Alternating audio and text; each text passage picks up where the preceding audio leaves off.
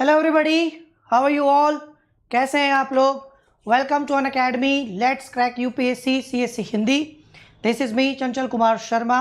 प्राचीन भारत के इतिहास की शुरुआत कल हम लोगों ने की थी और एनसीईआरटी क्लास 11 प्राचीन भारत रामशरण शर्मा की इस पुस्तक पर कल से हमने जो है शुरुआत की थी और हमने कल पहले अध्याय के बारे में, चैप्टर के बारे में बात की थी और जानने की कोशिश की थी कि इतिहास को, प्राचीन भारत के इतिहास को जानने की या पढ़ने की ज़रूरत क्या है, इसका महत्व क्या है। ठीक है, तो प्राचीन भारत के इतिहास का महत्व कल हम पढ़ चुके थे और आज के सेशन में इसी को कंटिन्यू करेंगे। अब देखेंगे कि प्राचीन भारत के इतिहास का निर्माण कैसे हुआ। कल हम लोगों ने देखा कि एक तो महत्व क्या होगा और दूसरा कुछ लेखक जिन्होंने, आधुनिक लेखकों ने प्राचीन भारत के इतिहास के बारे में बहुत सारी चीज़ों को लिखा। ठीक है, और हमें सहायता की इसे समझने में।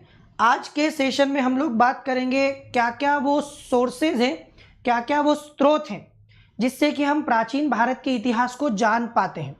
दरअसल प्राचीन भारत के इतिहास को लिखना, ठीक है, या इसके बारे में जानना एक जटिल प्रक्रिया है।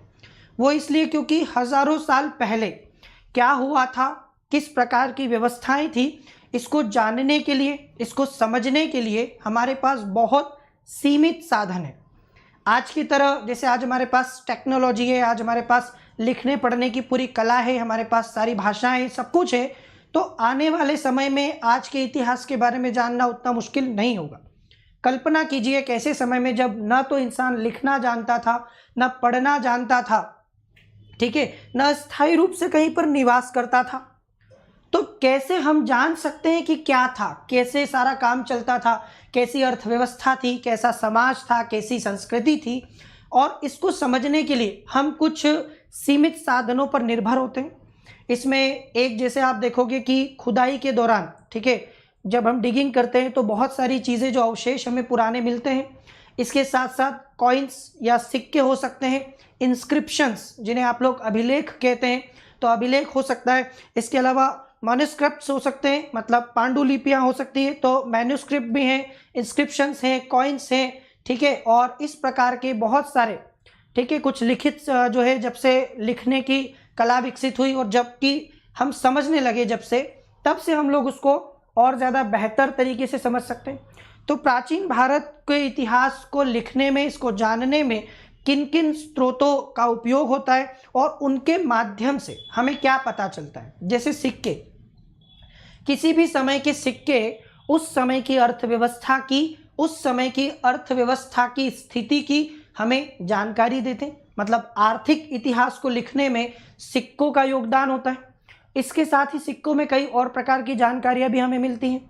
अभिलेखों के माध्यम से, पांडुलिपियों के माध्यम से हम उस समय की सामाजिक और राजनीतिक व्यवस्था को समझने की कोशिश करते हैं।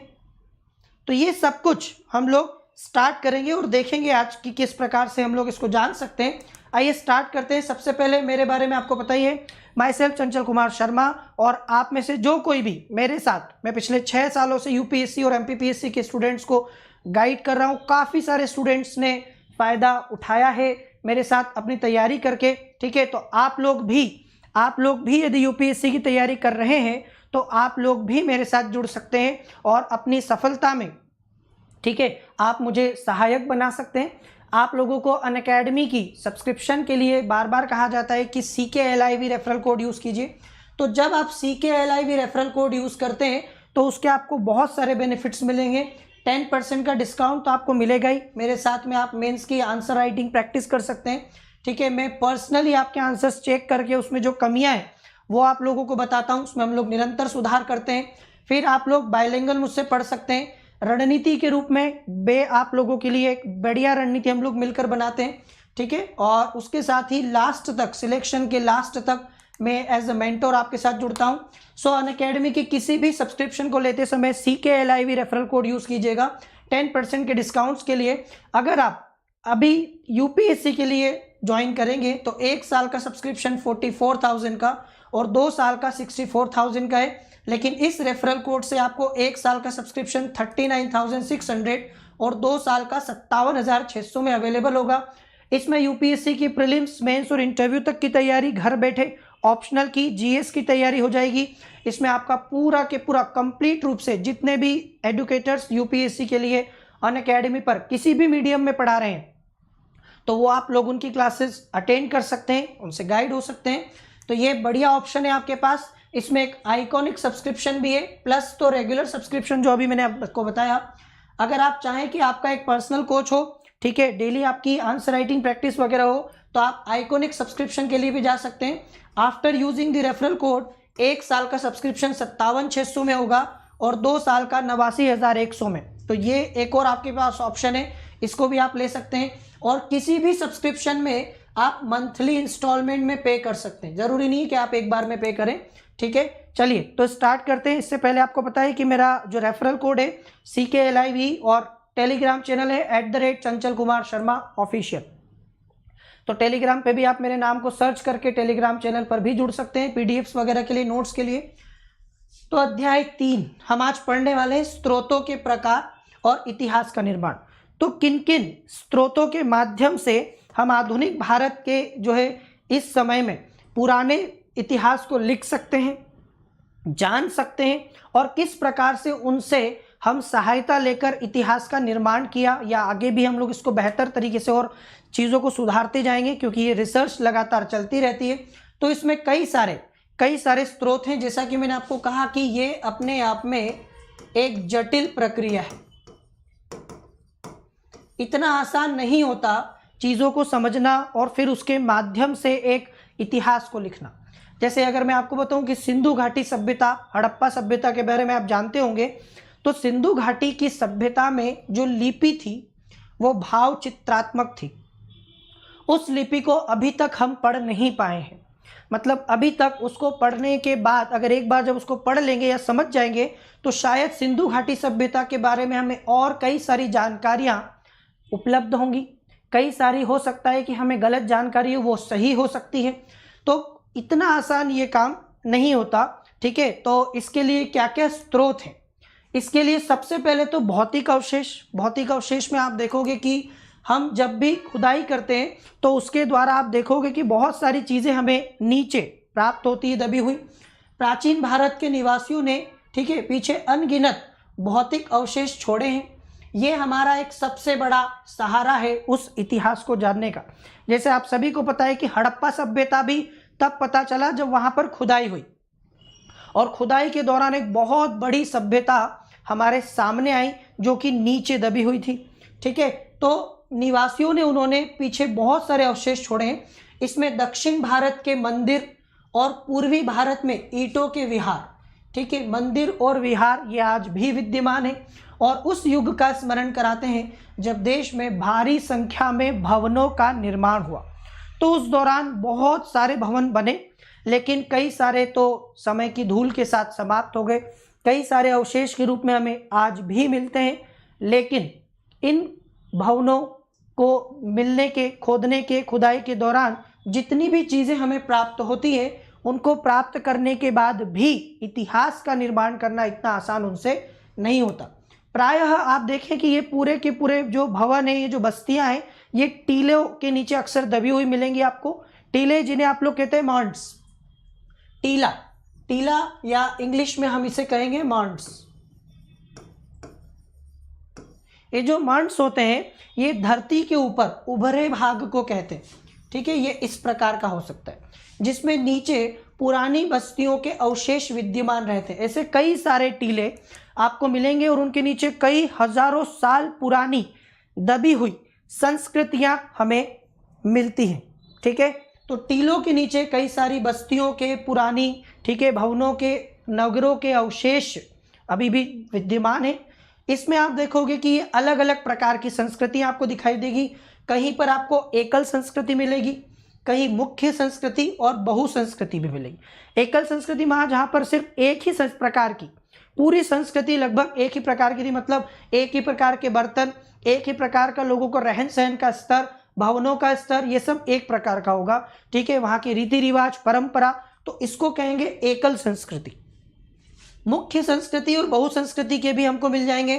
कुछ टीले केवल चित्रित धूसर मृदभांड, जिनको आप बोलते हैं पेंटेड, ठीक है, ग्रे वेयर, अर्थात पेंटेड ग्रे वेयर, PGW जिसको आप कहते हैं। क्या होता है, आपने कई बार ये नाम पढ़ा होगा, ठीक है। इसका नाम क्या है, इसका नाम है चित्रित धूसर मृदभांड। इसका मतलब क्या होता है, कई सारे लोग भारी भरकम शब्दों की वजह से थोड़े से परेशान हो जाते हैं। कुछ भी नहीं है, मिट्टी के बर्तन जिन पर पेंटिंग की हुई थी। मेरी बात समझ में आ रही है आपको?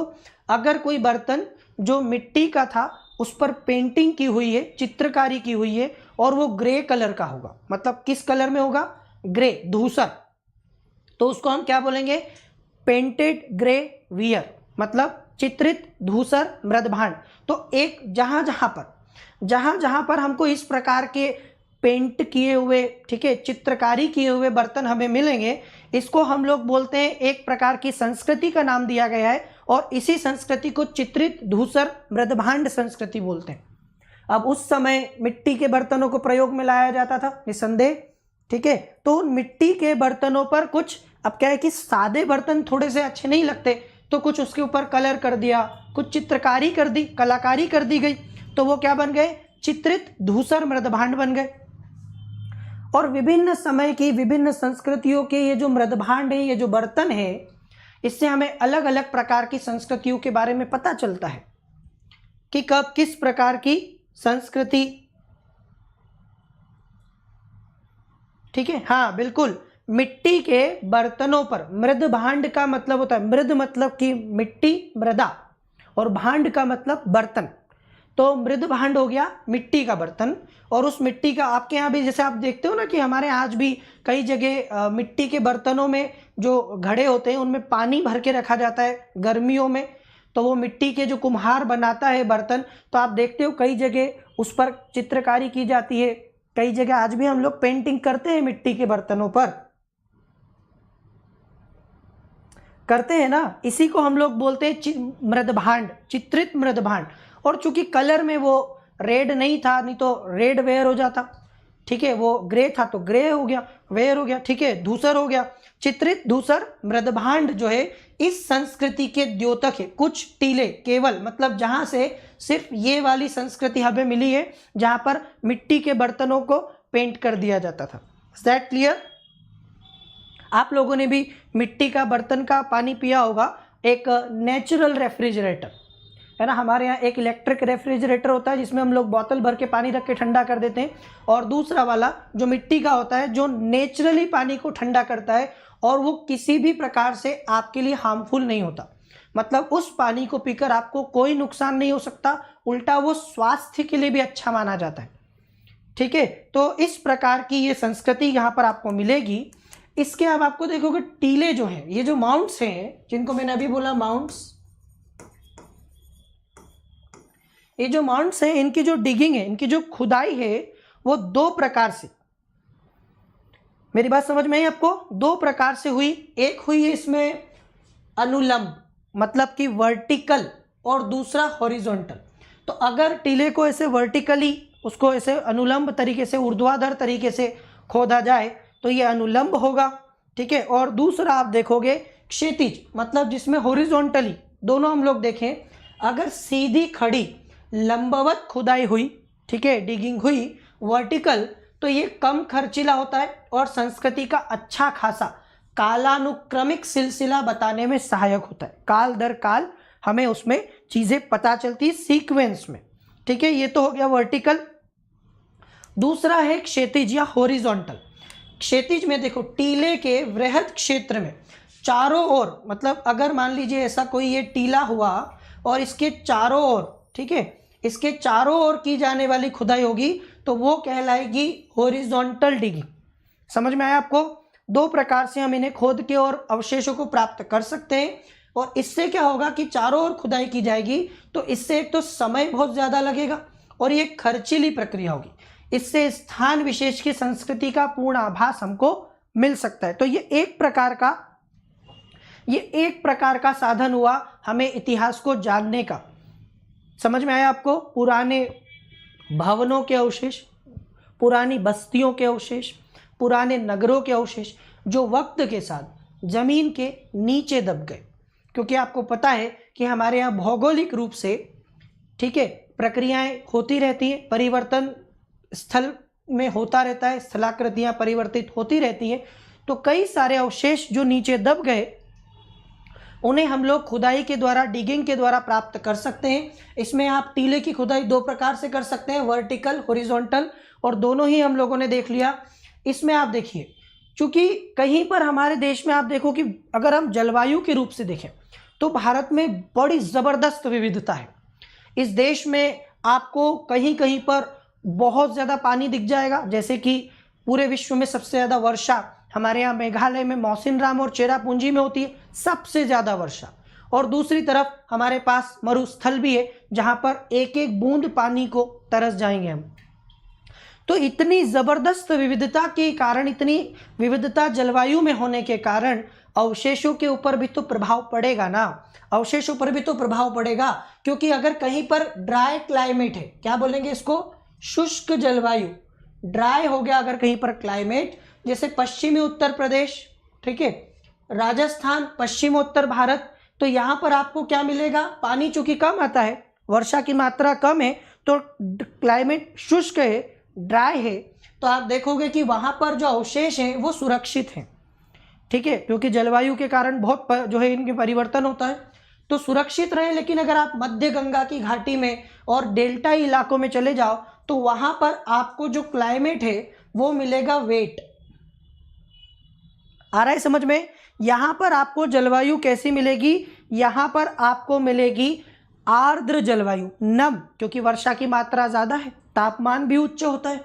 इस कारण से लोहे के औजार तक संक्षारित हो जाते हैं और कच्ची मिट्टी के बने के जो अवशेष है उनको खोजना कठिन होता है। तो कहीं ना कहीं जलवायु एक थोड़ा सा यहाँ पर अपना रोल अदा करती है कि जहाँ पर अच्छी शुष्क जलवायु, वहाँ तो हमें जितने भी अवशेष है वो सुरक्षित मिल जाते हैं। एग्जाम्पल के तौर पर अगर हम सिंधु घाटी सभ्यता की बात करें तो आप देखिए कि सिंधु घाटी की सभ्यता का एक बहुत बड़ा इलाका शुष्क जलवायु में आता था। तो खुदाई के दौरान हमें वो सब कुछ लगभग वैसा का वैसा मिल गया। और सिंधु घाटी की सभ्यता अगर वहाँ नहीं होती जहाँ आज है, और वो कहीं ऐसे डेल्टाई इलाकों में होती, ठीक है, समझ रहे हैं आप, आर्द्र जलवायु में होती, तो शायद अब तक अवशेषों का नामो निशान मिट चुका होता। इसका भी एक इम्पैक्ट पड़ता है, इसका भी प्रभाव पड़ता है, ठीक है। इसके अलावा पश्चिमोत्तर भारत में, नॉर्थ वेस्ट में अगर हम देखें तो यहाँ जो उत्खनन हुआ है, यहाँ पर नगरों की स्थापना लगभग 2500 पूर्व ईसा पूर्व होने के प्रमाण मिलते हैं, मतलब 2500 BC, जहाँ से हम मानते हैं सिंधु घाटी की सभ्यता का आरंभ, ठीक है। तो 2500 साल पहले, 2500 साल ईसा पूर्व में नगरों की स्थापना का प्रमाण मिलता है हमको वहाँ पर। और यही है हमारा हड़प्पा सभ्यता, विश्व की पहली नगरीय सभ्यता, ठीक है, हमारा फर्स्ट सिविलाइजेशन। यहीं से हम लोग स्टार्ट कर सकते हैं, समझते हैं, इसका कहीं ना कहीं इम्पैक्ट पड़ता है। इसके अलावा दक्षिण भारत में अगर हम जाएं तो कुछ लोग मृत व्यक्तियों को, ठीक है, उनके जो शव होते हैं उसके साथ में कुछ हथियार, औजार, मिट्टी के बर्तन आदि को भी उनकी कब्र में रखते थे और उसके चारों ओर बड़े बड़े पत्थरों को खड़ा करके दफना देते थे। इसी को हम लोग बोलते हैं मेगालिथ, महापाषाण।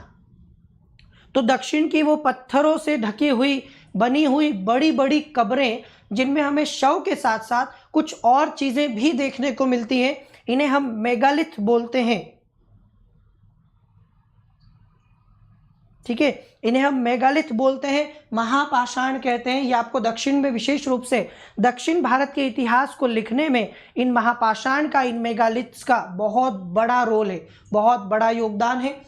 प्राचीन काल के लोग, ठीक है, लोगों के बारे में पुराने टीलों के क्रमिक स्तरों से जो भौतिक जीवन की जानकारी मिलती है, इसे हम लोग बोलते हैं पुरातत्व, आर्कियोलॉजी। आप समझते होंगे कि पुरानी चीज़ों के बारे में जानना और, ठीक है, अध्ययन करना, इसको हम लोग आर्कियोलॉजी, पुरातत्व कहते हैं। इसमें सबसे बड़ी चीज़ है एक समय का निर्धारण। अच्छा, सबसे पहली चीज़ें, मान लीजिए कहीं पर खुदाई हुई या कहीं पर भी ऐसी कोई चीज़ हमें प्राप्त हुई जो हमें लग रहा है कि बहुत पुरानी है, तो उसका समय कैसे निर्धारित कर सकते हैं? कैसे पता करें कि वो 5000 साल पुरानी है कि 8000 साल पुरानी है कि 10,000 साल पुरानी है? तो अगर आप प्राचीन काल की चीज़ों का, वस्तुओं का समय निर्धारण करना चाहते हैं तो आपको उसके काल निर्धारण में एक बहुत बढ़िया विधि है, और उस विधि को रेडियो कार्बन की विधि के नाम से जानते हैं। ये रेडियो कार्बन की विधि से कैसे प्राचीन काल के वस्तुओं के बारे में पता किया जा सकता है, कैसे समय के बारे में पता किया जा सकता है, ये हमें समझना है। देखो कैसे पता कर सकते हैं। C14 का नाम सुना होगा आपने। C14 जो है वो कार्बन रेडियोधर्मी मतलब रेडियो एक्टिव का एक समस्थानिक आइसोटोप है। अब आपको सभी को पता है कि ये जो C14 है ये सभी प्राणवादी वस्तुओं में, जिस जिस वस्तु में प्राण है, ठीक है, उसमें ये विद्यमान होता है। जब हम जी रहे होते हैं तो क्या होता है कि हमारे शरीर से C14 क्षय होता जाता है, कम होता जाता है, और उसी मात्रा में वो वापस भी हमारे अंदर आता जाता है। तो एक निश्चित मात्रा C14 की हमारे अंदर बनी रहती है, ठीक है। C14 की एक निश्चित मात्रा हम जब तक जीवित रहते हैं तब तक हमारे शरीर में बनी रहती है, क्योंकि वो क्षय भी मतलब उसका खत्म भी होती जाती है, साथ साथ आपूर्ति भी होती जाती है।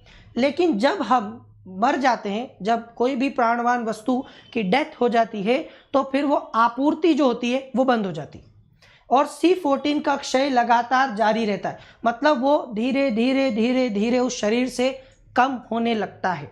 सिर्फ कम हो रहा है, अब आ नहीं रहा नया वाला। तो किसी भी वस्तु की मृत्यु के बाद, ठीक है, जो प्राणवान है उसकी मृत्यु के बाद में हमें क्या पता चल सकता है, उसका काल, क्योंकि C14 का एक निश्चित कालक्रम होता है, और इसके द्वारा, ठीक है, इसके द्वारा हमें पता चल सकता है कि कोई वस्तु कितनी पुरानी है। जैसे देखो, ये जो होता है ये सभी प्राणवादी वस्तुओं में होता है। सभी पदार्थ की रेडियोधर्मी पदार्थ का क्षय एक निश्चित समान गति से होता है, जिसे हम काल निर्धारण आसानी से कर सकते हैं।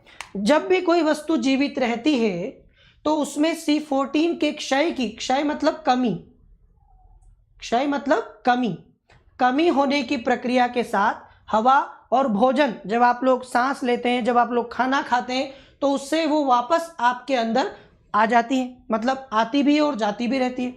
लेकिन जब भी आपकी मृत्यु हो जाती है तो फिर उसकी आपूर्ति बंद हो जाती है, और आपूर्ति बंद होने के बाद सिर्फ उसकी लगातार क्षय होता जाता है, कमी होती जाती है। और इसके द्वारा हम पता लगा सकते हैं कि कोई भी वस्तु कितनी पुरानी है। कैसे? वो इसलिए कि सबसे पहली चीज होगी C14 की मात्रा। इसकी एक मात्रा होगी, जैसे काल होता है ना, तो इसका जो काल होता है 5568 वर्ष का आधा जीवन होता है। अगर मान लीजिए कि किसी वस्तु में, ठीक है, C14 की एक निश्चित प्रतिशत मात्रा कम हो गई, और एग्जाम्पल के तौर पर मैं आपको बताऊं कि किसी में मान लीजिए 50% C14 कम हो चुका है, इसका मतलब क्या है कि उसका आधा C14 जा चुका है। और इसका मतलब ये होगा कि उसकी जो एज है, उसका जो काल है, वो 5568 साल पहले का है, क्योंकि इतने समय में वो C14 आधा हो गया। आ रहा है समझ में? ये C14 जो होता है, इसके द्वारा इसकी मात्रा जैसे जैसे कम होगी वैसे वैसे हम पता लगा सकते हैं कि वस्तु कितनी पुरानी है। और जैसा कि मैंने कहा कि अगर आधा C14 उस वस्तु में से जा चुका है, उस शरीर में से जा चुका है, तो इसका सीधा सा मतलब है कि वो 5568 साल पुरानी है। क्लियर? आगे से आपको कभी दिक्कत नहीं होगी। ये एक बहुत बढ़िया तकनीक है जो हमें किसी भी वस्तु का समय निर्धारित करने में जो है मदद करती है, सहायता करती है। आधा समय मैंने बता दिया। तो एक तो हो गया अवशेष, और अवशेष जो खुदाई के दौरान प्राप्त होते हैं हमें मुख्य रूप, लेकिन उसमें कुछ बाधाएं, जैसे जलवायु के परिवर्तन से अवशेषों का नष्ट होना स्वाभाविक है। दूसरा, उसमें हमने देखा खुदाई की तरीके या प्रक्रिया, अगर वर्टिकली करेंगे तो एक अलग प्रकार से हमें चीज़ों को देखने का मौका मिलेगा, हॉरिजॉन्टली करते हैं तो अलग प्रकार से हो जाएगा वो। तो ये कुछ चीज़ें हैं जो इसको क्या करेगी, इसको हमें जानने में सहायता करेगी। और कुछ है जो बाधा है इसमें, ठीक है। अब देखो सिक्के, अब मैंने आपको कहा कि उस समय, जैसे आज हम लोग क्या करते हैं, कागजी मुद्रा का प्रयोग करते हैं। हमारे पास में अगर आप देखेंगे तो एक नोट होता है, उस पर RBI होगा, ठीक है, उसके साइन होंगे गवर्नर के, और विदेशों में भी अपनी अपनी कागजी मुद्रा, पत्र मुद्राएं होती हैं। तो प्राचीन काल में जो विनिमय के माध्यम के रूप में कागजी मुद्रा का प्रयोग नहीं होता था, उस समय नोट नहीं होते थे कागज के, वो लोग सिक्कों का, कॉइन्स का यूज करते थे। मेरी बात समझ में आ रही है आपको? किस चीज का यूज करते थे? कॉइन्स का यूज करते थे। अब कॉइन्स से हमें बहुत सारी, एक तो मैंने आपसे कहा कि कॉइन्स जो है उससे हमें उस समय के आर्थिक इतिहास के बारे में पता चलता है, उस समय की अर्थव्यवस्था के बारे में पता चलता है। जैसे मैं कहूं कि गुप्त काल में सबसे ज्यादा सोने के सिक्के जारी किए गए, ये फैक्ट है कि गुप्त काल में सबसे ज्यादा सोने के सिक्के जारी किए गए। तो इससे क्या पता चलता है? इससे पता चलता है कि गुप्त काल में अर्थव्यवस्था का स्तर, अर्थव्यवस्था की स्थिति सुदृढ़ थी। नहीं तो ऐसे सोने के सिक्के आप नहीं चला सकते इतनी बड़ी मात्रा में। या जब मैं आपको कहूं कि गुप्त काल के बाद में सोने के सिक्के नहीं दिखाई देते, ठीक है, तो फिर इसका मतलब क्या है कि गुप्त काल के बाद में अर्थव्यवस्था का ह्रास हुआ। प्राचीन भारत के इतिहास को लिखने में सिक्कों का अपना महत्व है। ये सिक्के हमें अर्थव्यवस्था की जानकारी तो देते ही हैं, साथ साथ उस समय के कई रीति रिवाजों, परंपराओं की भी जानकारी आपको इनसे मिल जाएगी। इसके माध्यम से राजाओं के, महाराजाओं के जो उस समय हुआ करते थे उनके बारे में भी कई बार आपको जानकारियां मिल जाती है। तो ये अपने आप में एक महत्वपूर्ण स्रोत है, सोर्स है इतिहास को जानने का, सिक्के। इसमें आप देखो साधारणतया 206 ईस्वी पूर्व से लेकर 300 ईस्वी तक के भारतीय इतिहास का ज्ञान, देखो ये लगभग 200 ईसा पूर्व से लेकर 300 ईस्वी तक, ये लगभग 500 सालों का इतिहास है। कितने वर्षों का? 500 वर्षों का इतिहास। तो लगभग 500 सालों का जो ये भारतीय इतिहास का ज्ञान है वो हमें मुख्य रूप से मुद्राओं की सहायता से ही प्राप्त होता है। उस समय बहुत ज़्यादा लेखन वगैरह इतना प्रचलन में नहीं था, तो हमें मुद्रा से बहुत कुछ जानकारी मिलेगी। मैंने आपको कहा ही था, शुरुआत में ही कहा था कि हमारे पास बहुत ज़्यादा संसाधन नहीं है, विकल्प नहीं है हमारे पास जानने के। जो सीमित उपलब्ध विकल्प हैं उन्हीं से हमें इतिहास को जानना है, उसी से हमें इतिहास का निर्माण करना है और इतिहास को लिखना है। तो सिक्कों का अपना एक वहां पर एक रोल है। तो इन सिक्कों की सहायता से आपको जानकारी मिलेगी। कुछ प्राप्त मुद्राओं में तिथियां भी खुद ही हैं, मतलब तिथि का मतलब होता है डेट। कुछ मुद्राओं में डेट भी आपको दिखाई देगी और इनके द्वारा हम कालक्रम का निर्धारण आसानी से कर सकते हैं कि एक सीक्वेंस हम बना सकते हैं कि कब क्या क्या हुआ था, उसमें डेट लिखी हुई है। अगर हम कहीं पर सीक्वेंस में डेट्स के साथ काम करते हैं तो हमें पता चलता है कि किस दिन हमने क्या किया था, तो वो एक महत्वपूर्ण स्रोत हो गया। इसको कहेंगे मुद्रा शास्त्र। मुद्रा के अध्ययन और उनके द्वारा इतिहास को जानने का जो हमारा ये शास्त्र है, ये मुद्रा शास्त्र के नाम से जाना जाता है। इन सिक्कों में आपको मिलेगा तांबा, चांदी, सोना और सीसा। तो तांबे के, कॉपर के, सिल्वर के, ठीक है, तांबा, चांदी, सोना, सीसा आदि धातुओं के ये सिक्के बनते थे। और मैंने अभी कहा कि जिस प्रकार की अर्थव्यवस्था में जिन सिक्कों की प्रधानता थी उससे हमें पता चलता है उस समय की अर्थव्यवस्था का, उसके आर्थिक इतिहास के बारे में। इसमें जो पहले प्राचीनतम सिक्के हैं उनको आहत सिक्के कहा जाता है। आहत मतलब कि ऐसे ठप्पा लगा के जब आप कोई चीज़ करते हो ना, पंच्ड मार्क, तो पंच मार्क्ड मतलब आहत, ऐसे उनको, ठीक है, उसके ऊपर कुछ न कुछ ऐसे छाप दिया जाता था। आहत सिक्के कहा जाता है। आहत सिक्के या पंच मार्क जो सिक्के हैं, कॉइन्स हैं, ये ईसा पूर्व 5वीं सदी के हैं। ठप्पा मारकर बनाए जाने के कारण ही इनको आहत मुद्रा कहा जाता है। जब ऐसे मारते हैं मतलब क्या कर रहे हैं? आहत कर रहे हैं। आहत मुद्रा का मतलब है उसके ऊपर ठप्पा मार के उसको बनाया गया, ठीक है। तो ये आहत या पंचमार्क्ड सिक्के कहे जाते हैं। पंचमार्क या आहत सिक्कों पर आपको पेड़, मछली, सांड, हाथी, अर्धचंद्र आदि के चिन्ह बने होते थे। कई बार जब हमारे बहुत सारे स्टूडेंट्स प्राचीन भारत के इतिहास के बारे में पढ़ते हैं या जानने की कोशिश करते हैं तो उन्हें थोड़ा सा बोरिंग लगने लगता है। उन्हें समझ में नहीं आता कि ये क्यों पढ़ रहा हूँ मैं पढ़ रहा हूँ कि सिक्के पर पेड़ बना हुआ है, सिक्के पर मछली बनी हुई है, या सिक्का सोने का था, चांदी का था, क्या फ़ायदा, क्या फ़र्क पड़ता है। तो इसके लिए मैं आपको बता दूं कि यही तो वो जरिया है जिससे पता चलता है इतिहास के बारे में। अगर आप देख रहे हो कि कौन सी धातु का सिक्का बना हुआ है, सिक्के पर क्या अंकित किया हुआ है, पेड़ है, मछली है या सांड है, हाथी है, इससे हमें यह पता चलता है कि उस समय कौन कौन से जानवर, ठीक है, उपलब्ध थे, उस समय किस प्रकार की अर्थव्यवस्था का स्तर था, ये सब कुछ हमें इससे पता चलता है। तो ये सब कुछ हमारे काम की चीजें हैं, ठीक है। इसमें देखो सर्वाधिक सिक्के मौर्योत्तर काल में, मतलब जब मौर्य वंश का पतन हो गया, मौर्य वंश का अंत हो गया, तो मौर्योत्तर काल में सबसे ज्यादा सिक्के बने और ये मुख्यतः सीसे, चांदी, तांबे और सोने के हैं।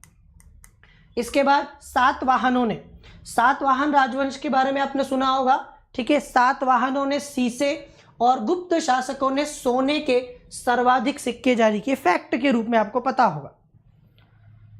सबसे ज्यादा किसके? सातवाहनों के काल में सीसे के सिक्के जारी, आपने सुना होगा। गौतमी पुत्र शातकर्णी के बारे में, वो एक सातवाहन राजा था, ठीक है। और उसके अलावा गुप्त के बारे में तो आप जानते ही होंगे, समुद्रगुप्त, चंद्रगुप्त द्वितीय, और इनके बारे में आपने पढ़ा होगा। तो गुप्त वंश ने सबसे ज्यादा सोने के सिक्के जारी किए। सबसे पहले सिक्कों पर लेख लिखने का काम यवनों ने किया। यवन समझते हैं? बैक्ट्रियन, यूनानी। सबसे पहले यूनानियों ने सिक्कों पर लेख लिखने का, इसके बाद बहुत आसान हो गया हमारे लिए चीजों को जानना इन लेखों के द्वारा। समुद्रगुप्त को वीणा बजाते हुए मुद्रा वाले सिक्के से संगीत प्रेमी होने का प्रमाण मिलता है। हम बार बार जब गुप्त वंश पढ़ते हैं ना, तो इस बारे में चर्चा करते हैं, बात करते हैं कि समुद्रगुप्त को वीणा बजाने का शौक था, या समुद्रगुप्त वीणा बजाने में निपुण था, या वो संगीत प्रेमी था। कैसे पता चला आपको कि समुद्रगुप्त को वीणा बजाने का शौक था? आपने देखा उसको बजाते हुए?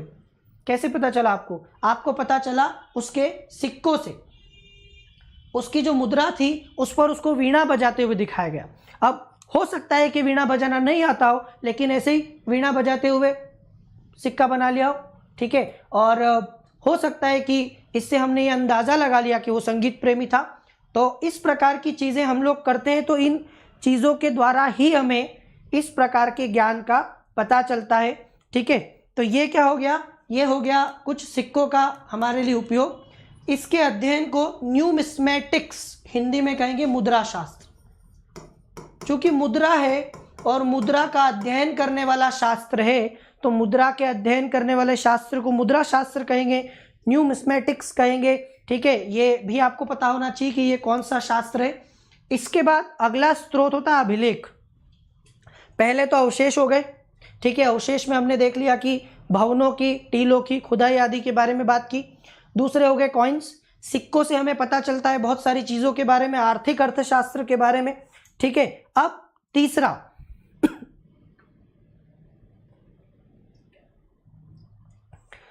तीसरा जो है वो है अभिलेख। इसको कहते हैं इंस्क्रिप्शन, अभिलेख, इंस्क्रिप्शन। ये जो इंस्क्रिप्शन है, अभिलेख, आपने कई बार सुना होगा अशोक के, ठीक है, और दूसरे राजाओं के अभिलेख, और इनके बारे में आपने सुना होगा। तो अभिलेख एक अपने आप में महत्वपूर्ण सोर्स है। प्राचीन भारत के अधिकांश अभिलेख पाषाण शिलाओं, मतलब कि पत्थरों पर, स्तंभों पर, ताम्र पत्रों पर, दीवारों पर, प्रतिमाओं पर उत्कीर्ण हुए आपको मिलेंगे। जैसे कोई दीवार है, उस दीवार पर आपको अंकित किया हुआ मिलेगा। आपको हो सकता है किसी शिलालेख पे, किसी पत्थर पर आपको अंकित किया हुआ मिलेगा। ऐसे कई सारे अभिलेखों से हमें इतिहास की जानकारी मिलती है, और ये सिक्कों से कहीं ज्यादा महत्वपूर्ण स्रोत है, क्योंकि ये ज्यादा ऑथेंटिक होता है, ठीक है। इसमें लिखा हुआ होता है, बस इसमें ये होता है कि हम पढ़ पाएं। अगर अभिलेख में क्या लिखा है ये हम पढ़ पाए तो ये ज्यादा ऑथेंटिक साबित होता है। जैसे कि अशोक के जो शिलालेख हैं, अशोक के जो अभिलेख हैं, उन अभिलेखों को पढ़ नहीं पाए बहुत समय तक, ठीक है। और बाद में एक अंग्रेज जेम्स प्रिंसेप ने उनको पढ़ने में 1837 में सफलता प्राप्त की। जब जेम्स प्रिंसेप ने उनको पढ़ने में सफलता हासिल की, तब जाकर हमें पता चला, अच्छा, मौर्य काल में ऐसा मामला था, अशोक ने ऐसे निर्देश जारी किए थे। हमें जब तक पता नहीं चला, जब तक कि हम उन्हें पढ़ नहीं पाए।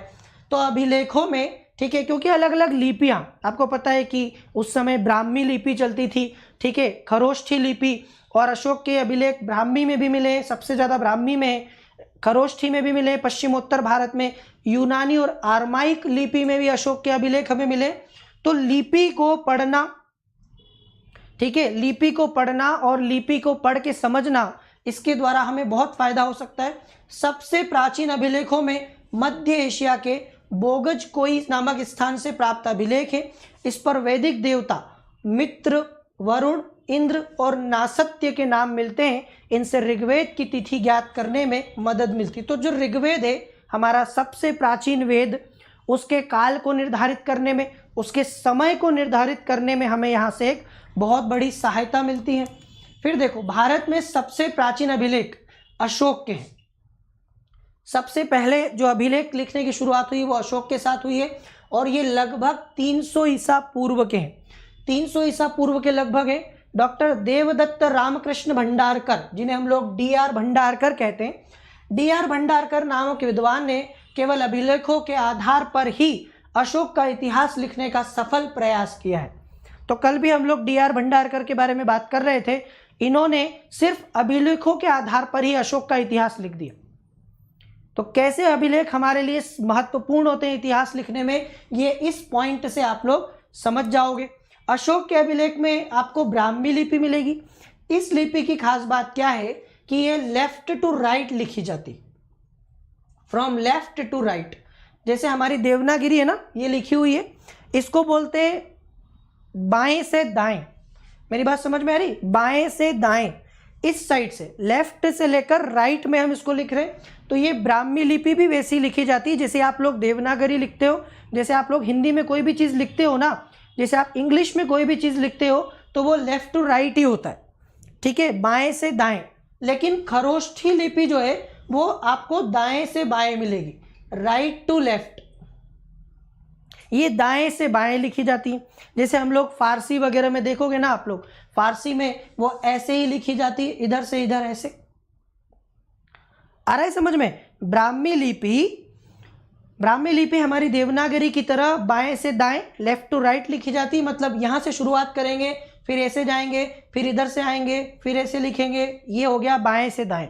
और मैं दाएं से बाएं लिखूंगा तो मैं यहां से शुरू करूंगा, ऐसे आऊंगा, ठीक है, फिर ऐसे आऊंगा, फिर ऐसे आऊंगा, ऐसे। ये हो गया, ठीक है, क्लियर? ये है तरीका।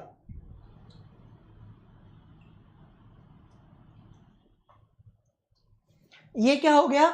ये हो गए अशोक के अभिलेख, जो कौन कौन सी लिपि में?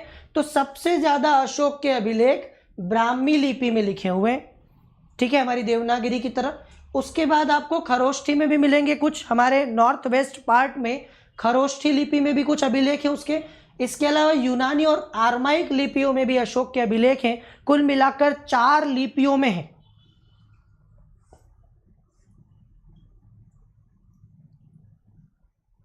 ठीक है, यहां पर कुल 4 प्रकार की लिपि है। कौन कौन सी? ब्राह्मी, खरोष्ठी, यूनानी और अरमाइक। ठीक है, ये भाषा नहीं है। आप में से कई लोगों को अंतर पता नहीं हो कि लिपि और भाषा में क्या अंतर होता है। लिपि को स्क्रिप्ट कहते हैं और भाषा लैंग्वेज। जिस भाषा को हम लिखते हैं तो उसको किस लिपि में लिख रहे हैं वो एक अलग चीज़ हो सकती है। आप में से कई लोगों को पता हो तो अगर मैं लिख रहा हूँ, ठीक है, अगर मैंने लिखा कैट तो ये देवनागरी में लिखा हुआ है कैट, और अगर मैं ऐसे लिखूं तो ये रोमन में लिखा हुआ है दोनों इंग्लिश भाषा। भाषा कौन सी होगी? भाषा दोनों की अंग्रेजी है, भाषा दोनों की अंग्रेजी है, लेकिन एक तरफ आपको देवनागरी लिपि मिलेगी और दूसरी तरफ आपको कौन सी लिपि मिलेगी? ये रोमन लिपि में लिखा हुआ है। तो लिपि अलग चीज़ है। अगर आपको लिपि नहीं पता हो तो मास्की, गुर्जरा, निट्टूर और उदयगोलम से प्राप्त अभिलेखों में अशोक के नाम का स्पष्ट उल्लेख है। इसमें इसका नाम दिया गया है। अन्य अभिलेखों में उसे देवा नाम पियदसी, मतलब देवताओं का प्यारा। देवा नाम पियदसी का मतलब देवताओं का प्यारा होता है। ठीक है, देवताओं का प्यारा कहा गया है अशोक को कई सारे अभिलेखों में। इतिहास संबंधित शासकों के बारे में महत्वपूर्ण जानकारी मिलती है। इसके अलावा और भी अभिलेख हैं, जैसे खारवेल का हाथी गुम्फा अभिलेख से जानकारी मिलती है। ठीक है, शक शासक रुद्रदामन का नाम सुना होगा आपने, रुद्रदामन का जूनागढ़ अभिलेख। ठीक है, इसको संस्कृत का पहला अभिलेख माना जाता है। रुद्रदामन का जूनागढ़ अभिलेख संस्कृत में लिखा हुआ पहला अभिलेख है। ठीक है, रुद्रदामन का जूनागढ़ अभिलेख। सातवाहन नरेश पुलुमावी का नासिक गुहालेख, गुप्त सम्राट चंद्रगुप्त की प्रयाग प्रशस्ति या प्रयाग स्तंभ लेख, ये सब कुछ कुछ प्रमुख अभिलेखों के उदाहरण हैं जिससे हमें इतिहास के प्रमुख शासकों के बारे में महत्वपूर्ण जानकारी मिलती है। मालव नरेश यशोधर्मन का मंदसौर अभिलेख, चालुक्य नरेश पुलकेशिन द्वितीय का एलोह अभिलेख, एहोल अभिलेख हो जाएगा, एहोल अभिलेख, प्रतिहार नरेश भोज का ग्वालियर अभिलेख। ठीक है, पहला गैर सरकारी अभिलेख है जो हेलियोडोरस का वेसनगर का अभिलेख है, जिसे विष्णु स्तंभ, तो आपने विष्णु या गरुड़ स्तंभ के बारे में सुना होगा, हेलियोडोरस के उस नाम से भी जाना जाता है। ये सोर्सेज हो गए स्क्रिप्शन के, अभिलेख के द्वारा हमें ये सब कुछ प्राप्त होता है। इसके अलावा कुछ लिटरेरी साहित्यिक स्रोत भी हैं।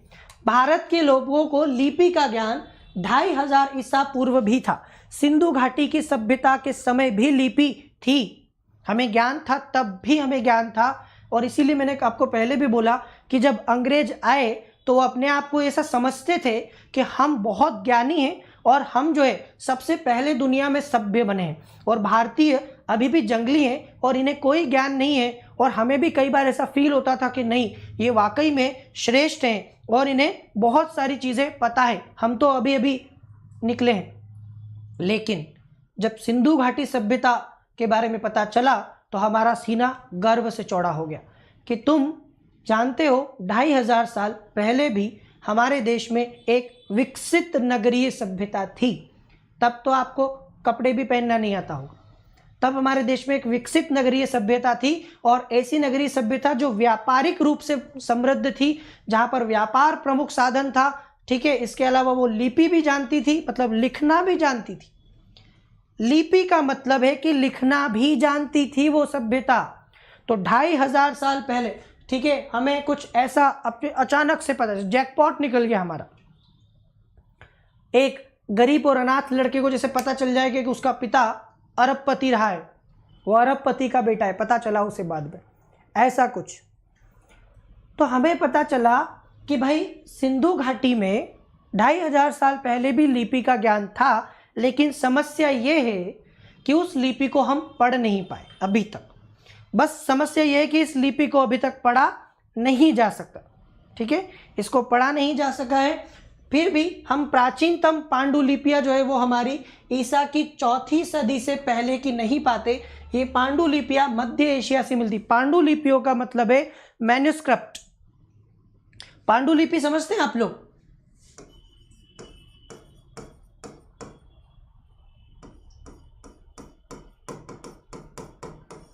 मैन्युस्क्रिप्ट्स, ये जो हस्तलिखित होती, हाथ से लिखी गई, ठीक है, हस्तलिखित पांडुलिपियाँ, या हम क्या कहते हैं इसको, मैन्युस्क्रिप्ट। ये ईसा की 4वीं सदी से पहले की नहीं है। भारत में पांडुलिपियाँ भोजपत्रों, ताम्रपत्र पर लिखी गई, और मध्य एशिया में यह मेष्ठ चर्म का मतलब है कि भेड़ की जो चमड़ा होता है, चर्म, ठीक है, और काष्ठ फलकों पर, लकड़ी की उस पर लिखी गई है। तो ये जो है, ये पांडुलिपियाँ या ये मैन्युस्क्रिप्ट्स जो है, ये हमारे यहाँ पर भोजपत्रों और ताम्रपत्र पर लिखी गई है, और आपको ये ईसा की 4वीं सदी से पहले की नहीं मिलेगी। बात की है ये सारी की सारी, ठीक है।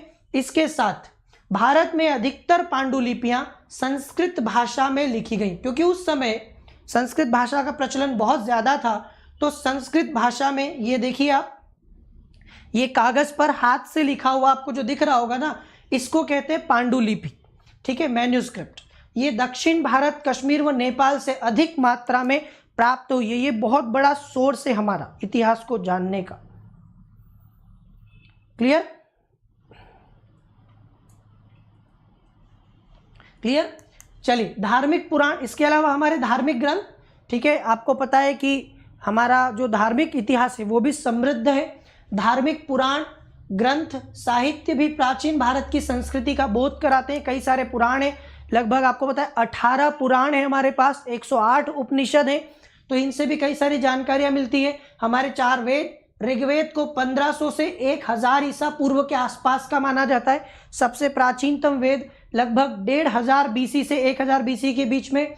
इसके अलावा अथर्ववेद, यजुर्वेद, ब्राह्मण ग्रंथ, आरण्यक, उपनिषदों को भी 1000 ईसा पूर्व से 500 ईसा पूर्व के पहले का माना गया है। ये भी काफी पुराने हैं।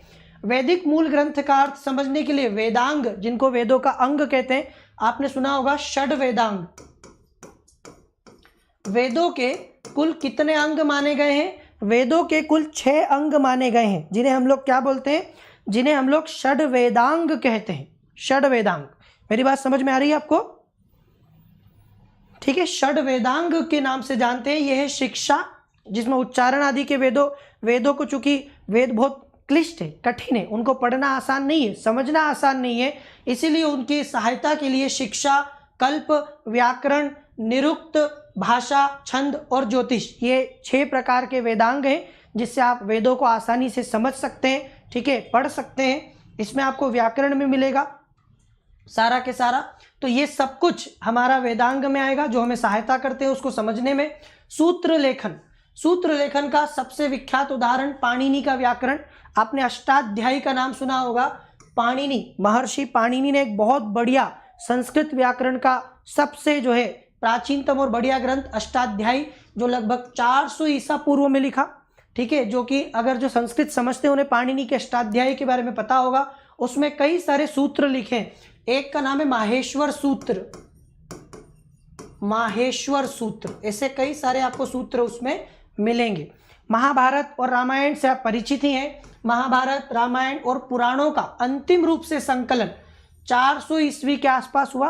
तो 400 एडी के आसपास तक हमने महाभारत, रामायण आदि को संकलित कर लिया था। महाभारत महर्षि व्यास के द्वारा रचित एक कृति, आपको पता है, कई लोग जानते नहीं होंगे तो मैं बता दूं कि महाभारत जो है इसका ओरिजिनल नाम जय संहिता है। मेरी बात समझ में आ रही है आपको? इसका ओरिजिनल नाम है जय संहिता। सबसे पहले कौरव पांडव के युद्ध को आधार बनाकर महर्षि वेदव्यास ने एक 8800 श्लोक की जय संहिता लिखी थी। कितने श्लोक थे? 8800 श्लोक। तो महर्षि वेदव्यास ने 8800 श्लोकों की एक जय संहिता लिखी। कालांतर में उसमें और कई सारी चीजें जुड़ती गई और जुड़ते जुड़ते वो 8800 श्लोक 24000 श्लोक तक चले गए और इसका नाम बदल गया और भारत हो गया। जय संहिता से अब इसका नाम भारत हो गया। और उसके बाद में, ठीक है, 8800 से 24000 हुआ और 24000 से फिर बढ़ते बढ़ते 1,00,000 श्लोक हो गए। कितने हो गए? 1,00,000 श्लोक हो गए और इसको फिर भारत से महाभारत बोला जाने लगा, क्योंकि ये विश्व का सबसे बड़ा ग्रंथ बन गया। 1,00,000 श्लोक मजाक नहीं होते। 1,00,000 श्लोक जो है उसमें लिखे गए और इसके बाद में ऐसा बोला जाने लगा कि जो महाभारत में नहीं है वो कहीं भी नहीं है, क्योंकि महाभारत इतना विस्तृत है कि इसमें लगभग सारी चीजें आ गई।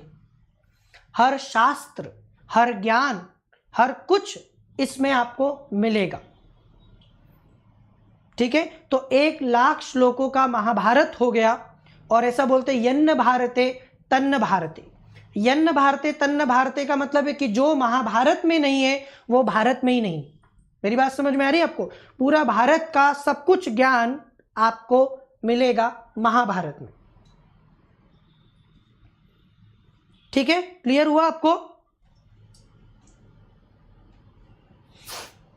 तो ये महाभारत हुआ। कई सारे एग्जाम में पूछा भी जाता है महाभारत के बारे में। तो शुरुआत मैंने आपको बताया कि ये जय नाम से जानी जाती थी या जय संहिता थी।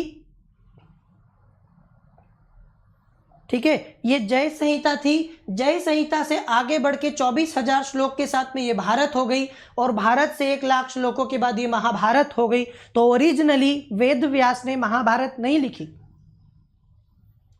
ठीक है, ओरिजिनली महर्षि वेदव्यास के द्वारा लिखी गई थी जय संहिता जो कौरव पांडवों के युद्ध को आधार बनाकर लिखी गई थी। बाद में इसमें बहुत चीजें जुड़ी, तो इसमें कौरव पांडव के बीच युद्ध उत्तर वैदिक काल के समय के होने का वर्णन मिलता है। और B.R. चोपड़ा ने तो इसको घर घर तक पहुंचा दिया। अभी लॉकडाउन में भी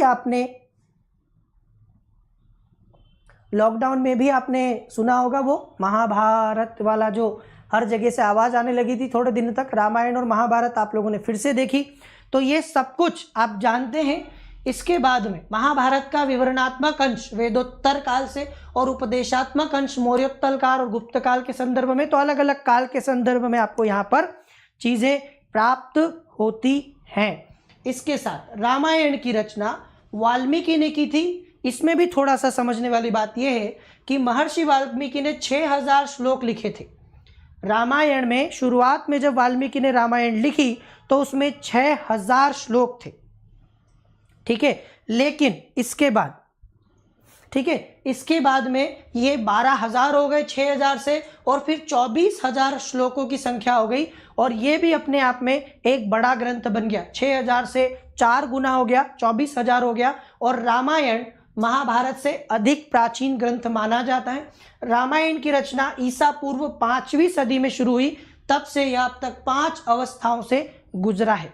तो ये ज्यादा प्राचीन माना जाता है। राजाओं के उच्च वर्ग के धनाढ्य पुरुषों द्वारा अनुष्ठान स्रोत सूत्रों में वर्णित किए गए हैं। आडंबर, राज्याभिषेक, ये सब आपको स्रोत सूत्र में मिलेंगे। जात कर्म, नामकरण, विवाह, उपनयन, संस्कार, आपको पता है हमारे यहाँ पर 16 संस्कार होते हैं।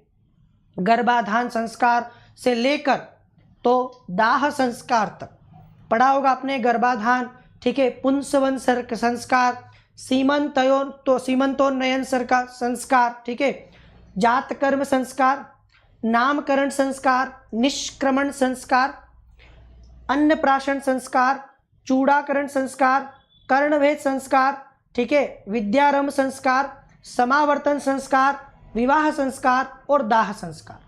ये हमारे 16 संस्कार। तो ये जो 16 संस्कार हैं उसमें से ही आप देखोगे ये जात कर्म, नामकरण, विवाह, उपनयन, सब कुछ पारिवारिक अनुष्ठान की चर्चा स्रोत सूत्रों में, ग्रह्य सूत्रों की जो है द्वारा हुई है। इसकी रचना 600 से 300 ईसा पूर्व के आसपास मानी जाती है। क्लियर? तो ये आपको ग्रह्य सूत्र में मिलेंगे, स्रोत सूत्र में, ठीक है। मापन संबंधी यज्ञ वेदियों के निर्माण की जानकारी शुल्व सूत्रों में। तो ग्रह्य सूत्रों में आपको ये सारी चीजें हमारे गृहस्थ जीवन से जुड़ी हुई मिलेंगी। दूसरा शुल्व सूत्र है जिसमें कि यज्ञ आदि के लिए जो वेदियां बनाई जाती है, आपने कभी यज्ञ की वेदियां देखी होगी ना, वो ऐसे ऐसे चौकोर स्क्वायर में बनाई जाती है जिसमें हम लोग आहुतियां डालते हैं स्वाहा स्वाहा करके, उसको बोलते हैं यज्ञ की वेदी, ठीक है। उसके मापन कितने उसमें मेजरमेंट में वो बनेगा, ये सारा शुल्व सूत्र में है। और यहीं से आप देखो कि ज्योमेट्री, ज्यामिति और गणित का अध्ययन आरंभ हुआ, तो यहीं से कहीं ना कहीं धीरे धीरे ज्योमेट्री और गणित फिर आपको दिखाई देगा, ठीक है। आगे समझ में? क्लियर? चलिए, तो ये सब भी इसमें मिलेगा। प्राचीनतम बौद्ध ग्रंथ पाली भाषाओं में लिखे गए, और पाली भाषा दक्षिण बिहार में बोली जाती थी। पाली और प्राकृत, आपको पता है कि जैन धर्म की प्रमुख भाषा थी प्राकृत और बौद्ध धर्म की प्रमुख भाषा थी पाली, ठीक है। 8 प्रकार के विवाह, अलग अलग प्रकार के विवाह हैं, वो आपको जानना नहीं है। उसमें गंधर्व विवाह, ठीक है, पैशाच विवाह, बहुत सारे विवाह हैं अलग अलग प्रकार के। ईसा पूर्व 2री सदी में बौद्ध ग्रंथों को, ठीक है, श्रीलंका में संकलित किया गया। वहां से भी कई जानकारियां मिलती है। बुद्ध के पूर्व की जन्म की कथाएं, जातक कथाएं, आपने सुना होगा, जातक कथाएं, बुद्ध के पूर्व जन्म की कथाएं उनको कहते हैं। कई एग्जाम में ये भी पूछा गया है। ये कथाएं, जातक संग्रह जो है ईसा पूर्व 5वीं से 2री ईस्वी सदी तक सामाजिक आर्थिक स्थिति पर प्रकाश डालती है। जैन ग्रंथों की रचना प्राकृत भाषा में है, और ये ईस्वी सन की 6ठी सदी गुजरात के वल्लभी नगर में संकलित किए गए व्यापार और व्यापारियों का उल्लेख जैन ग्रंथों में बार बार मिलता है। इसके अलावा धर्मशास्त्र, धर्मशास्त्र में 3 चीजें आती हैं। धर्मशास्त्र में 3 चीजें आती हैं। एक आती है धर्मसूत्र, दूसरी आती स्मृतियां और कुछ टीकाएं। जैसे आपने मनुस्मृति का नाम सुना होगा ना, मनुस्मृति, नारद स्मृति, तो ये स्मृतियां हैं। और धर्मसूत्र भी, स्मृतियां भी और टीकाएं भी, तीनों को अगर मिला दें तो बनता है धर्मशास्त्र। धर्मशास्त्र का निर्माण होता है। इसमें धर्मसूत्र का संकलन 500 से 200 ईसा पूर्व के बीच में किया गया। स्मृतियां जो हैं वो ईसा की आरंभिक 6 सदियों में संहिताबद्ध हुई। इसमें राजाओं और पदाधिकारियों के कर्तव्यों का विधान वर्णित किया गया है। इसमें मनुस्मृति के बारे में आप लोग अच्छे से जानते हैं, और मनुस्मृति से भारत में हिंदुओं की कई सारे रीति रिवाज परंपराएं आज भी हैं। स्मृतियों में संपत्ति अर्जन, विक्रय और उत्तराधिकार के नियम, विवाह विधान, ठीक है, चोरी, हमला, हत्या, व्यभिचार के लिए दंड का विधान आदि सब कुछ वर्णित किया गया है। ठीक है, इसके साथ जैसा कि कल ही मैंने आपको बताया था कि मनुस्मृति का अनुवाद करवाया था अंग्रेजों ने जेंटू लॉज के नाम से, कोड ऑफ जेंटू लॉज। ठीक है, कोड ऑफ जेंटू लॉज का इंग्लिश में ट्रांसलेशन करवा के अंग्रेजों ने ये जाना कि भारत में मनुस्मृति के द्वारा किस प्रकार से हिंदू धर्म के परंपरा रीति रिवाजों का संचालन होता है। फिर एक महान अर्थशास्त्री हमारे विष्णुगुप्त, कौटिल्य, चाणक्य, बहुत सारे नाम हैं इनके। तो चाणक्य का अर्थशास्त्र भी बहुत महत्वपूर्ण है, संस्कृत में लिखा है। 15 खंडों में 180 अधिकरण है। इसमें 15 खंडों में 180 अधिकरणों में विभाजित है, जिसमें तीसरा और दूसरा खंड सबसे ज्यादा प्राचीन है। और ईसवी सन के प्रारंभिक जो है प्राचीन खंड मौर्यकालीन समाज और अर्थशास्त्र की। तो मौर्य समाज के बारे में, मौर्य अर्थव्यवस्था के बारे में जानने के बारे में, ठीक है, आदि के बारे में हमको पता चलता है। चाणक्य के अर्थशास्त्र एक महत्वपूर्ण स्रोत है जो हमें बताता है मौर्य साम्राज्य के बारे में। आपने सप्तांग सिद्धांत का सुना होगा, राज्य के सप्तांग सिद्धांत की बात भी की है कौटिल्य ने। ठीक है, और सप्तांग सिद्धांत के अलावा और भी कई सारी चीजें हैं जो कौटिल्य की आज भी प्रासंगिक हैं। कालिदास की अभिज्ञान शाकुंतल एक रचना जो गुप्तकालीन उत्तर और मध्य भारत की सामाजिक संस्कृति की झलक दिखलाती है। तो किस प्रकार से गुप्त काल में या उसके दौरान भारत में स्थितियां थी, ये आपको कालिदास के अभिज्ञान शाकुंतल नाटक से मिलेगा, पता चलेगा। प्राचीनतम तमिल ग्रंथ संगम साहित्य में संकलित है। संगम साहित्य में कवियों और भाटों ने 3री-4थी सदी में इसको सृजित किया था। अब देखो, उस समय संगम काल में कई सारी ग्रंथों का, तमिल ग्रंथों का संकलन हुआ। ठीक है, और उससे हमें बहुत सारी दक्षिण भारत के इतिहास के बारे में जानकारी होती है प्राप्त। इसमें 30,000 पंक्तियों में पद्य हमें मिलते हैं। ये 8 एत्तुतोके, एत्तुतोके का मतलब होता है 8 संकलन। दरअसल तमिल में जो गिनती होती है ना, उसमें एत्तु का मतलब होता है 8। तो 8 जो है उसका संकलन एत्तुतोके के नाम से जाना जाता है। पद्य 100 के समूह में संग्रहित है। इसमें आप अलग अलग पुरुनानूर, पत्तपातु ये सब सुनेंगे। पेटिनेडिकल, पट्टिनेंकिल, कणक्कू जो 18 निम्न संग्रह है, और पत्तपातु जो 10 गीतों का संग्रह है। पत्त का मतलब होता है 10।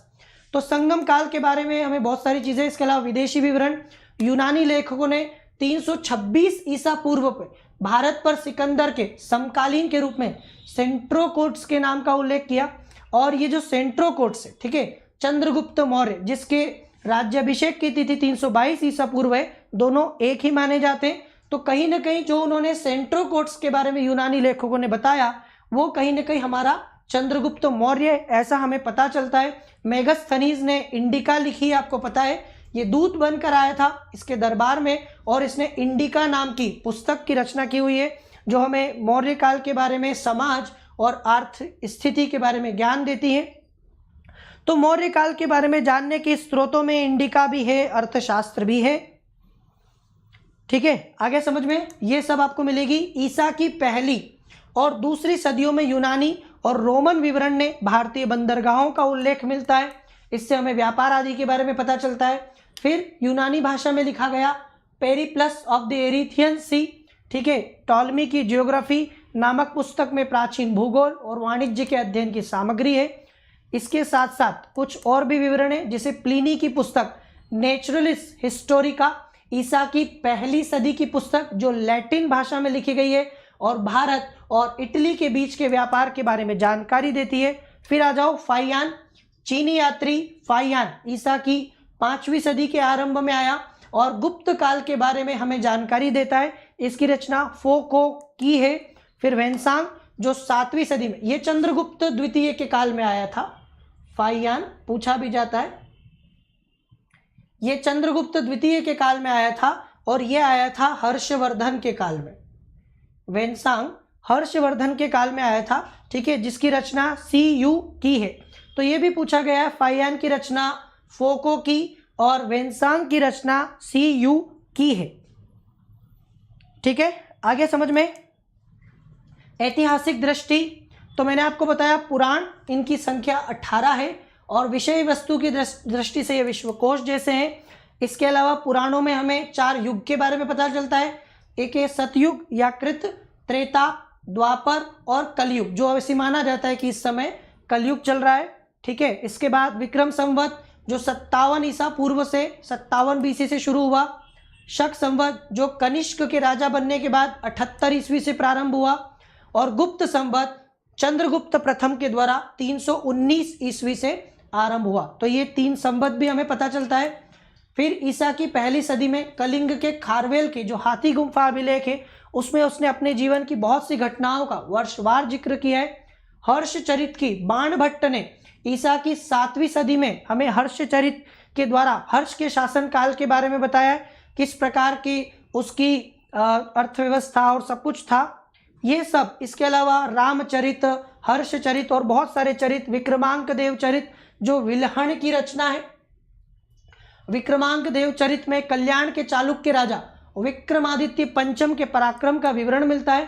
ठीक है, दरअसल ये जो आप देखोगे, ये जो चरित थे, ये अपने आप में अपने राजाओं की प्रशंसा में लिखे गए थे। राजाओं महाराजाओं को खुश करने के लिए, प्रसन्न करने के लिए ये लिखे जाते थे, चाहे हर्षचरित हो, चाहे विक्रमांक देव चरित हो। इसके द्वारा राजा के पराक्रम का वर्णन होता था, उसकी कमियों को, उसकी पराजयों को इसमें छिपा लिया जाता था। आगे समझ में आपको ये सब कुछ आपको मिलेगा। इसके अलावा कलहण की राजतरंगिणी, ये हमें आपको पता है कि कश्मीर के राजाओं का एक इतिहास है, ये भी संस्कृत में, कलहण की राजतरंगिणी। उसके बाद इतिहास का निर्माण, जैसा कि मैंने आपको बताया, अब तक प्रागैतिहासिक और ऐतिहासिक दोनों तरह के बहुत से पुरास्थलों की खुदाई और छानबीन की जा चुकी है, परंतु इतिहास की मुख्य धारा में उसके परिणामों को कोई स्थान नहीं मिल पाया है। ठीक है, इतिहासकालीन पुरातत्व भी उतने ही महत्व का है। यद्यपि प्राचीन इतिहास के काल के 150 से अधिक स्थलों की खुदाई की गई है, फिर भी प्राचीन काल के सामाजिक, आर्थिक और सांस्कृतिक प्रवृत्तियों के अध्ययन में इन खुदाइयों की प्रासंगिकता का विवेचन सामान्य पुस्तकों में नहीं किया गया है। तो इस प्रकार से हमने देखा कि ये जो अभिलेख हैं, ये जो सिक्के हैं, ये जो जितने भी अवशेष हैं, ये हमें बताते हैं कि किस प्रकार से नए नए राज्यों का उदय हुआ, क्या उनकी सामाजिक और भूमि आदि की व्यवस्था और विशेषता थी, इसमें क्या क्या परिवर्तन समय के साथ हुए और किस प्रकार से उस समय की नगरीय जीवन था, किस प्रकार का सामाजिक व्यवस्था थी, किस प्रकार की अर्थव्यवस्था थी, ये सब कुछ। ठीक है, ये सब कुछ आप देखेंगे कि हमारे देश में इतिहास को लिखने का एक बहुत बड़ा माध्यम है, साधन है। इन चीज़ों के अध्ययन से इनका महत्व क्या है? इनका महत्व इस जो है संदर्भ में है कि इनके द्वारा हम एक सुव्यवस्थित इतिहास को जान पाते हैं और लिख पाते हैं। तो आने वाले सेशन में इसी सीरीज को हम लोग और कंटिन्यू करेंगे। अब हम लोग बात करेंगे हमारे आदिम मानव पाषाण काल के बारे में कल के लेक्चर में। अगर आपको सेशन अच्छा लगे तो इसको लाइक कीजिए, और जो लोग मेरे साथ में, जो कि आप देख रहे हो कि मैं बिल्कुल रटने में विश्वास नहीं रखता, चाहे आप इतिहास पढ़ें, चाहे आप संविधान पढ़ें, मुझसे IR पढ़ें, कोई भी सब्जेक्ट आप मुझसे पढ़ेंगे, मैं आपको उस प्रकार से पूरा के पूरा गाइड करता हूं, पढ़ाता हूं कि आपको रटना नहीं पड़ेगा, आपको चीज़ें समझ में आने लगेंगी। ठीक है, और बहुत सारी ऐसी चीज़ें जो किताबों में भी नहीं है, वो आपको यहाँ पर बता दी जाती हैं। तो अगर आप मेरे साथ अपनी UPSC की, सिविल सर्विसेज की कंप्लीट प्रिपरेशन चाहते हैं, और उसमें मैं अकेला नहीं, अनअकैडमी के सारे एडुकेटर्स की क्लासेस भी मिलेंगी, तो इसके लिए आपको CK live referral code use करना है। 1 साल का सब्सक्रिप्शन हमारा 39,600 में अवेलेबल है और 2 साल का 57,600 में। ठीक है, तो आइए सब्सक्रिप्शन प्लेटफॉर्म को ज्वाइन कीजिए और डिटेल में हम लोग पढ़ेंगे। इससे पहले 1:30 PM पर आज हम लोग लक्ष्मीकांत के सेशन में पढ़ने वाले हैं चुनाव सुधार। Election reforms. चलिए, तो 1:30 PM पर फिर मिलेंगे हम लोग। Till then, good bye, take care, जय हिंद, लेट्स क्रैक इट।